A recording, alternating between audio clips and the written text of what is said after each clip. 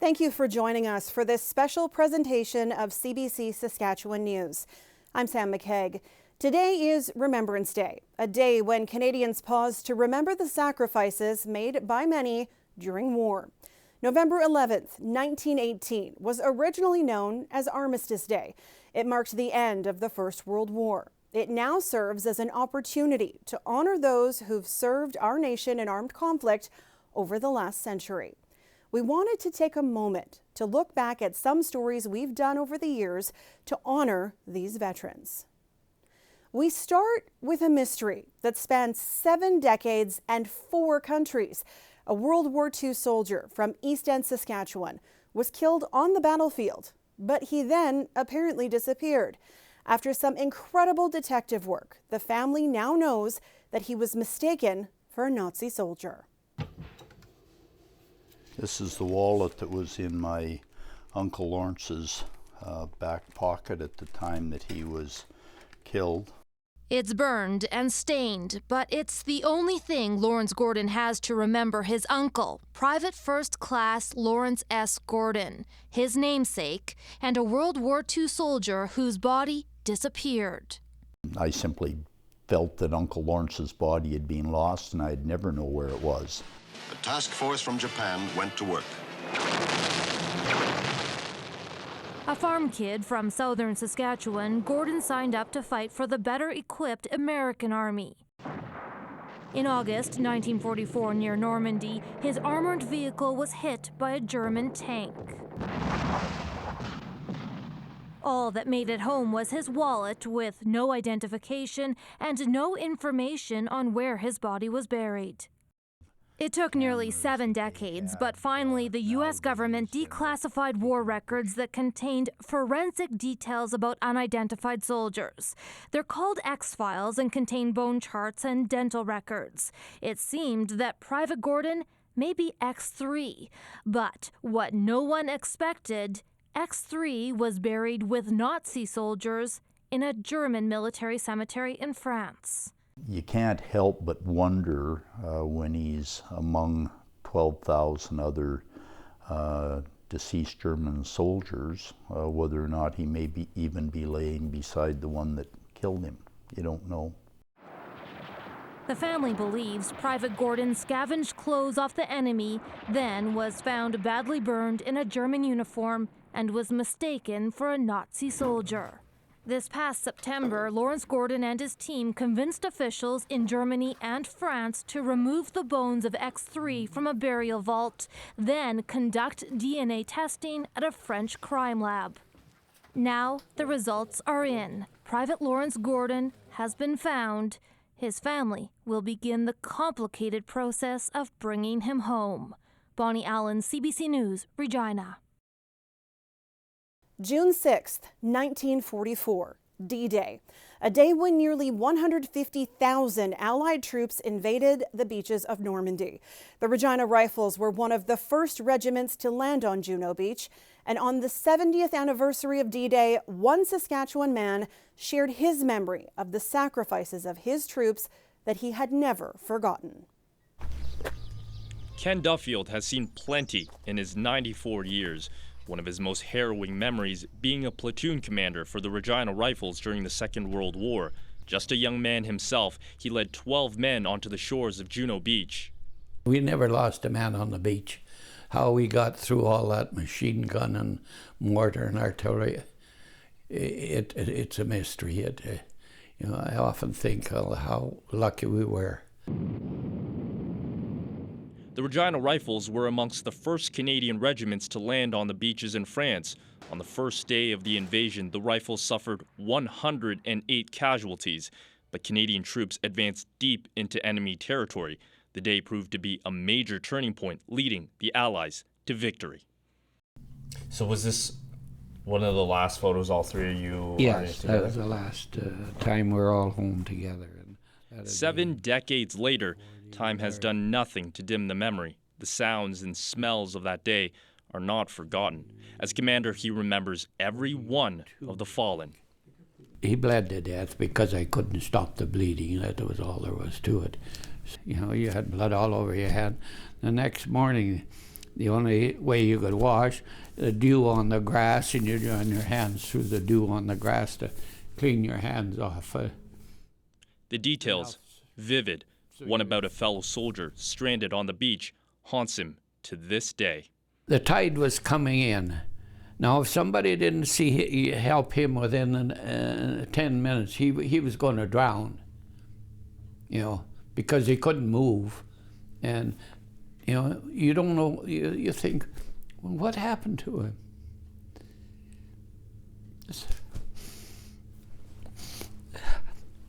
Ken says he tries not to think about those things every day, but says he wants Canadians to remember the sacrifice of his brothers in combat. CBC News estimates there are fewer than 200 Canadian men left who stormed Juno Beach on that historic day. Ken says he hopes on this National Day of Remembrance there is a lesson to be learned. If you don't read history, you're bound to repeat it. Adrian Chung, CBC News, Siemens. The pandemic canceled many traditional Remembrance Day ceremonies, forcing many people, notably veterans and their families, to find their own way to mark the day. What are you giving thanks for today? I'm able to get outside. That's what I'm giving thanks for. Yes, thank you, God. Jean Tweeton has come to terms with most pandemic restrictions, including the cancellation of many Remembrance Day ceremonies. But the 97-year-old British Royal Air Force veteran won't give this up. Oh, dear friend. A visit to the Veterans Memorial with her son Reg and daughter Janet to lay poppies on the graves of loved ones who served. There you are, my darling. Including her husband. She also thinks of those who never survived the war. Oh, the ones that didn't come back. I think of them. Reg, where are you? This is a military family going back generations, including Tweeton's father and uncles, her husband and his brothers, her sons, and Tweeton too. She worked as a radar operator tracking enemy planes off the south coast of England. In a way, we were the first line of defense against the Germans coming in to raid. We not only plotted German planes coming in, we plotted our own planes going out and coming back in. And was it considered quite secretive? Oh, gracious, yes, it was top secret. We couldn't even talk about it for years after. We never really learned much about it until we were in our late teens. I was very surprised and very proud of her that because of her, several lives were saved. That pride is echoed by so many Canadian families. Army veteran Gladys Kennedy turned 100 this year. Her family arranged an outside bagpipe ceremony to celebrate. She worked at a military hospital during the Second World War, keeping medical records for injured soldiers. I was proud of the fact that I could serve my country in that way. She volunteered for service, and she's been an active volunteer ever since, and I think that's amazing. She's a model Canadian, in my opinion. Gladys Kennedy is saddened that large public Remembrance Day ceremonies like this won't happen this year. Not because she wants the attention, but rather she wants to remind others how people and countries came together to defeat evil. It proved that we can do something about things that are unacceptable. That sentiment is shared by the Tweeton family. Retired Major Reg Tweeton has been visiting classrooms for decades, teaching children to appreciate their rights and freedoms. All the sailors, the soldiers, and the airmen gave away their tomorrows for our todays. There won't be this kind of school ceremony in the midst of a pandemic, but if there was, Major Tweeton says he would tell children that winning the war took a collective effort and sacrifice, and that the same holds true in order to combat the pandemic. And I'd also ask them that have hope. Did you put a poppy on there? Jean Tweeton hopes people will mark this Remembrance Day in their own creative way. And wherever you are, you stand still and you are silent for 2 minutes. It's the longest 2 minutes in the whole year. You can stick it on better. There we go. Yes, and my dear friend, my dear, dear friend. she wants the nation to unite in that moment of silence. Bonnie Allen, CBC News, Regina. After the break, we take you on one family's journey to Norway. My grandfather was a Norwegian spy during World War II. And while that sounds pretty cool today, it had ripple effects on my family for decades after the war ended. A father and son set out to find out what really happened during the war to their ancestor and how it shaped their family.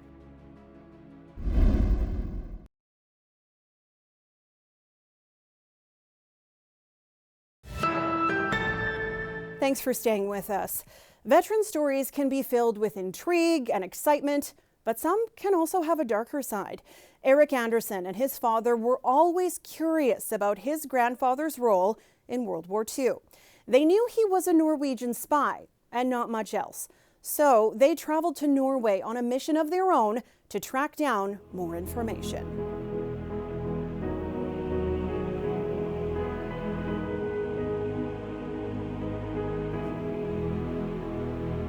Grandpa Andrew rarely talked about it. My dad, Gary, is one of the few people who heard his stories, but they were always missing bits of information and shifted over time. This always bothered him. So, we decided to take a trip to Norway to get some answers.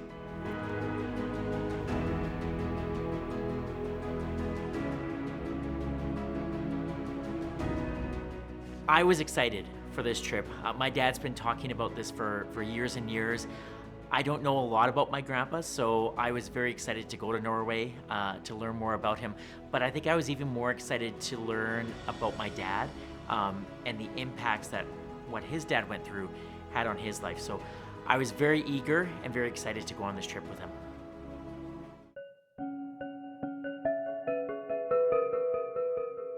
My grandpa was born Sverre Andreas Isaksen in 1912 in Oslo, Norway. His mom was too poor to care for him, so when he was 13, he was adopted by a Saskatchewan farm couple and became Andrew Anderson. Years later, he returned to Norway with his young family. Then war broke out, and Norway was occupied by German forces.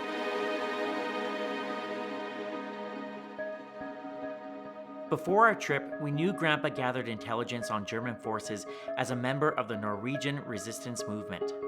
Grandpa had told my dad that he went on a reconnaissance trip to a city in Norway's far north called Narvik to take photos of German U-boat installations. He then hid the roll of film inside a sink faucet on a train to Sweden.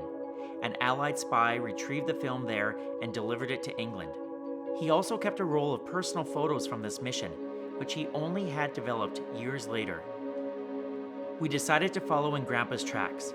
We boarded a train that runs that same route.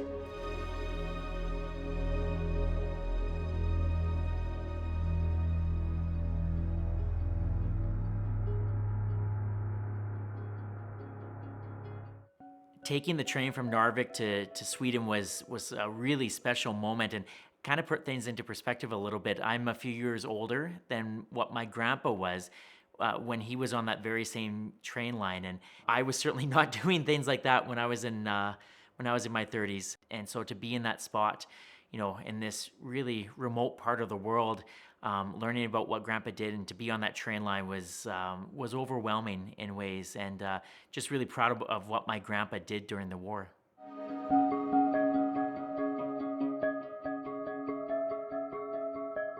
We don't know how many secret missions Grandpa carried out, but we know he eventually got caught. We found his arrest record at Norway's Resistance Museum in Oslo. It shows the Gestapo arrested Grandpa in September 1944. He was a prisoner at the Gestapo headquarters in Oslo for more than 3 months. He was interrogated and beaten.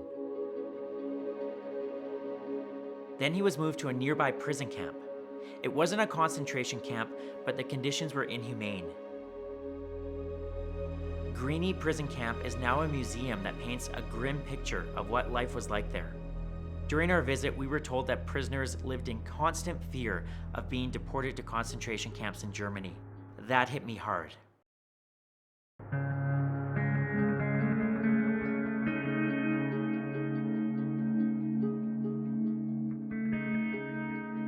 The Second World War ended on May 8, 1945. Yesterday morning at 2:41 a.m., Grandpa walked out of Greenie 3 days later. But it's clear to me now that Grandpa never fully escaped his experience there.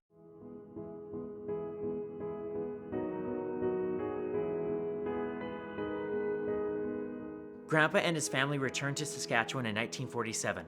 That's where my dad was born. His father's mental health deteriorated, and by the time my dad was 15, he had to hide the guns in the house. Eventually, RCMP officers took Grandpa to the psychiatric ward in Saskatoon, where he stayed for 6 weeks. Doctors said he experienced a nervous breakdown. He was diagnosed with severe depression and acute paranoia. As the years went by, the diagnosis changed to schizophrenia. Post-traumatic stress disorder wasn't a recognized mental illness at that time. Grandpa was placed on medications that my dad said made him a shell of his former self. When I think about the impact of my grandpa's trauma, the impact that it had on my dad, I feel so sorry for my dad. I don't think anyone should have to experience witnessing their father, their parent, go through something like that, let alone at the age of 15, and with mental health supports kind of lacking. In small town Saskatchewan at that time, you know, my dad didn't really have a lot of people to talk about that with. So, yeah, that was really hard to hear. And my dad had never really opened up about that until we were on this trip, and he shared some stories. And so, yeah, just a lot of sympathy for my dad because he went through a lot as a young kid.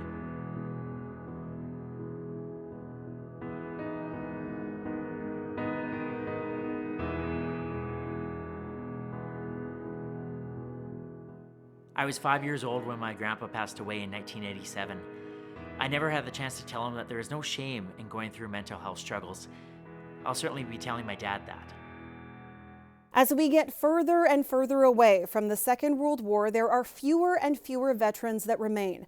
On the 74th anniversary of D-Day, one of those soldiers, at the time 97-year-old Harold Haig from Earl Grey, Saskatchewan, a decorated war veteran, took the time to share his memories of the invasion. I was up on the bridge when we were making a turn to go to Utah beachhead, and I looked back from where we came, and as far as I could see, there were ships coming in. Thousands of ships coming in. Battleships, everything. And you know, it's scary to see all that. And when they got closer, they started firing at certain points on inland. And those big shells were going over our heads. And thank goodness to see that and to witness what was coming in and to witness what went over our head. And the fighting aircraft and the paratroopers. It was scary. I thought honestly that we would never get out of it. I'll tell you, when you're in battle and you hear people, you hear them floating in the water, calling for help and calling for Mama, calling.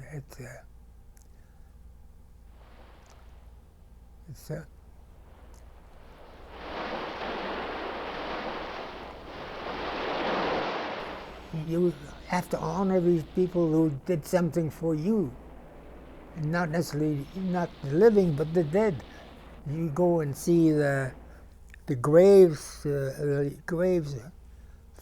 thousands of graves in one lot, thousands. The whole Canadian nation had to work hard, not just the guys that were in uniform.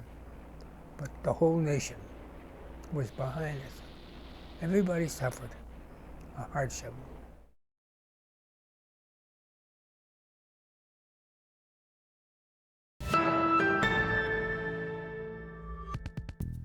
And my role was to blow up the wire so that the rest of the guys could go through.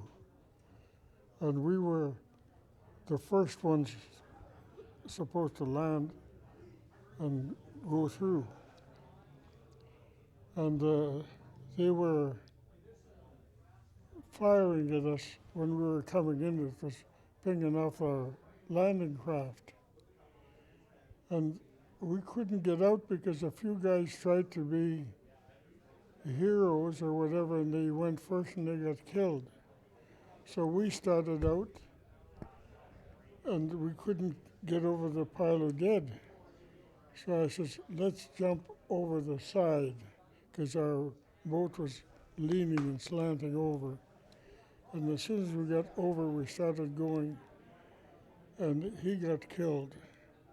And I was left alone with this 10-foot pipe. It weighed about 80 or 90 pounds, you know, was full of gelignite and TNT for blowing things up.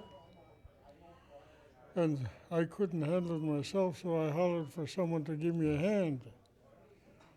And nobody wanted to be carrying that, because not only was it dangerous if it got blown up, but they were shooting at us. They made sure that we couldn't get in, so finally I had to let go because I couldn't do it by myself.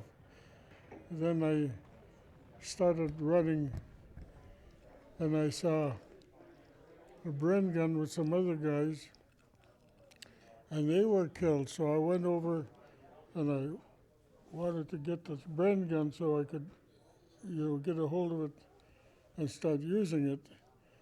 And a guy reached over top of me and grabbed the Bren gun, and when he stood up, he got one right in the center, just about. He got killed instantly. So I realized they weren't shooting at the guys, they were shooting at the Bren gun. And anyone that went near it or picked it up got it. That was Chan Catesman sharing his memories of D-Day with CBC back in 2013. Thank you for joining us as we look back at Remembrance Day in Saskatchewan over the years. You can find more coverage by visiting our website, cbc.ca/sask. This has been a special presentation of CBC Saskatchewan News. I'm Sam McKegg. Thanks for sharing your time with us.